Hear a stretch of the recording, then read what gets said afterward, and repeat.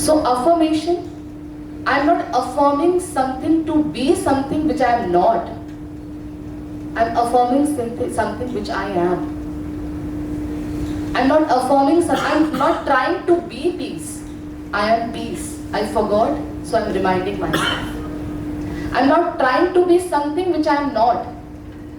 It's like if this body's name is Renu, then if for some reason my memory losses for some reason, and somebody says me keep writing it, so they are not affirming me, they are not letting me to affirm I am not Renu. I am already Renu, that's why they are letting me to read it again, write it again, come back to your original self.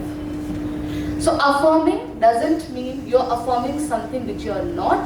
Affirming is what you are affirming and revising yourself daily. So you are a stable being, and while you are affirming it, you can experience with your own experience. Peace is natural or anger is okay. What is comfortable to you? Happiness is comfortable, irritation is comfortable. Love is comfortable, expectation is comfortable. What is comfortable? Let me ask with myself within, and I will come to know, am I affirming it or am I actually revising what I forgot for long and then becoming what I am actually? So it's not mechanism. What you are affirming it again and again to achieve that state.